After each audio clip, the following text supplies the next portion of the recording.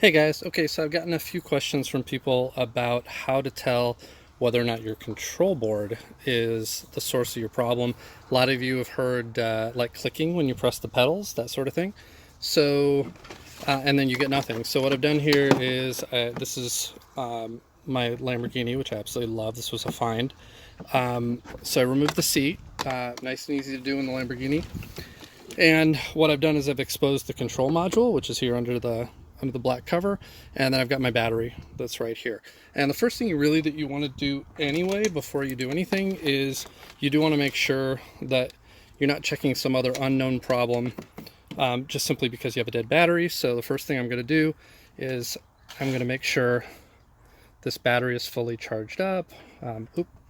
Not that it matters, but that was backwards. Okay, so we got 12.77, which is okay, maybe not as good as I'd like, but pretty good on a 12 volt. So 12.77 is my voltage. That's fine. That'll work for what we're doing. And here we've got, like I said, the control panel. So what we want to do with this control panel is we want to actually figure out whether or not there is a problem in the control panel or with the wiring or with the motor themselves. So this is a really, really easy way to figure it out. So basically what you're going to do is you're going to identify your power, which in most cases likely is going to be where you're going to find a black and red, and you just heard it. That's it, making contact.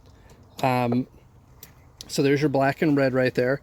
And this is pretty simple because it really does run almost right from the battery. So we're almost unnecessarily reconnect that. We're almost unnecessarily checking it from here. We really could be checking it straight from the battery, but this will also tell us that the wiring is good from the battery, because we want to isolate this right to the source. So this is where your battery goes in, and then right here you've got a couple of choices. You can either do each motor by itself. These are your motor adapters, and you can see that your motor adapters are one here, and then you've got one right here, and you just follow those down. You can see where they run.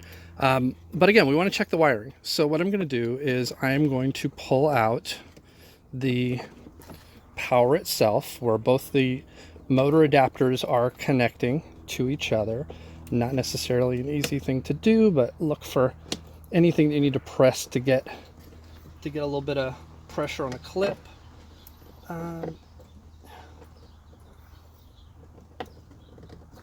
You know what? Actually, I see something easier even than risking the clip. So I've actually got right on the top here, I've actually got some metal exposed. So let me show you actually how to do that anyway, because that actually saves you the chance of breaking a clip, as I could have done if I kept struggling. Okay, so here's your power. So we're going to figure out which one goes to power.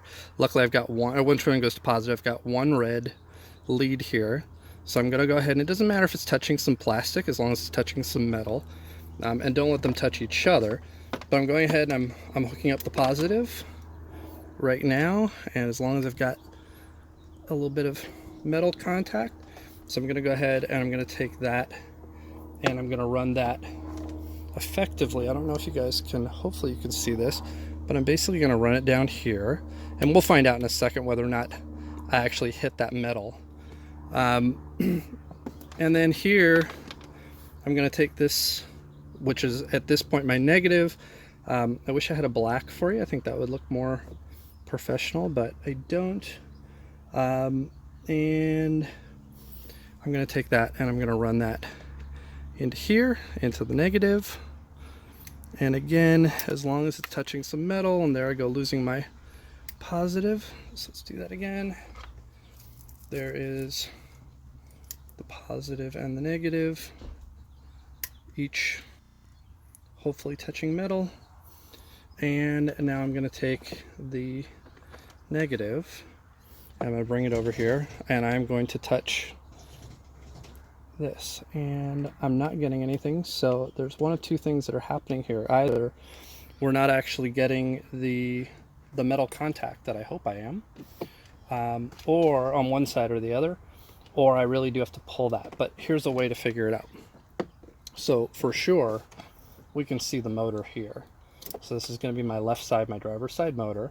The red is over here. I'm tracing it to the red. That clip goes in a lot easier there, and there you go. So it was just the contact. So we know that motor works. And you can see it's going forward right now. If I were to reverse those, just in case you're curious, we're going to go back. Okay, and that's what your transmission's doing. Or in this case, that's going to be what your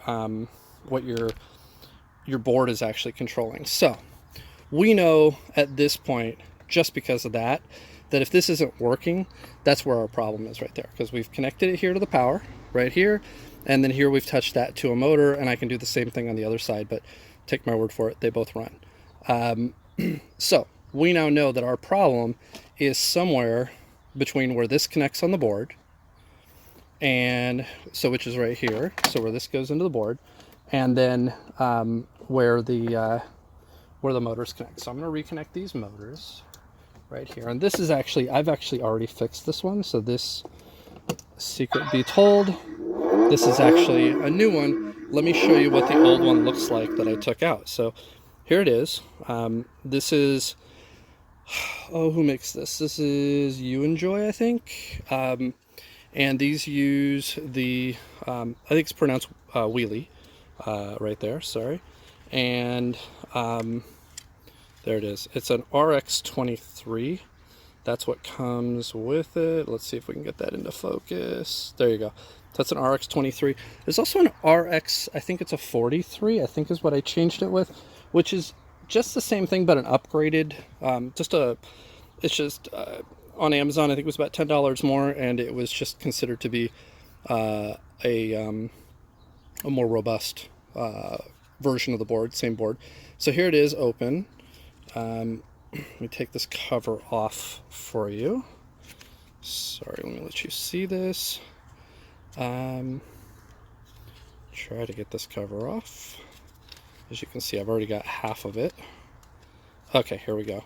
So here comes the cover, and you're going to start to see why we're having problems with this cover.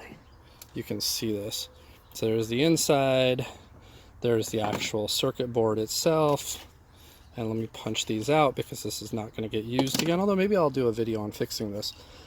So there it is. So what was wrong with this one are these two relays right here. So one of these relays, and I can't tell you which one right offhand, but one of these relays handles the forward, one of these is handling the reverse, and one of these is stuck. Just the relay isn't working anymore. Quick overview of this. We've got on this board, let's get focused. On this board we have the power. Let's see, let me turn it the same way as the other one, just as a reference so you can see the one that's behind in the picture. So we got the power right over here. No, sorry, this is the power. No, I was right. This is the power. This one right here is going to the wheels. It combines both wheels together, so they both spin at the same time. In a 6 volt, it would just only go to one, but here it's split off into two. We can see actually that this actually splits off into two with some fuses attached to it. And then over here, I believe, if I remember correctly, I think we have sound on this one, but I could be wrong. And then I think over here we have all the dashboard connectors, just everything that connects from the dashboard. And what we did in this is we bridged basically the connector that comes in here, well, the connector that comes in here and the connector that goes to here. So those two we bridge, but we don't need to bridge them on the board because we're pretty sure the board's not working. We took them off and we bridged them together, and that's what I use these for. You don't have to use these. Paperclip will do it. Any wire will do it. You can find something at home. Those are just really convenient for me. So in this case, it was just a bad relay. If I remember correctly, I think it was this one that went bad. It was easier to change. I think it cost me all of like 15 or 20 bucks. There you can see the model number on it, and it works great now. So when I power this up, you will hear the sounds, and when I press the accelerator, we are going forward and we are going back. So that's it. So I hope that helps. I hope that explains to you how to bridge that. It's an easy fix, and like I said, if you can't find these boards, that's the hard part. If you can't find the one that belongs in your car, if you're not lucky enough to have one of these RX-23s, but you have one that's no longer made, I'm going to need to do another video on how to actually desolder these from under here. And you can this would be a pretty hard board to actually repair because it may have some other issues. So there are things that would actually have to be bypassed. So this would be a really interesting one to do to figure out what works and what doesn't work. But there you go. That's just a simple do this if you think you may have an issue with a board before you go out and buy a new board. Just go ahead and bypass those. It will tell you whether your problem is on the board or if it's somewhere else in the wiring or the motors or possibly the gears. Okay.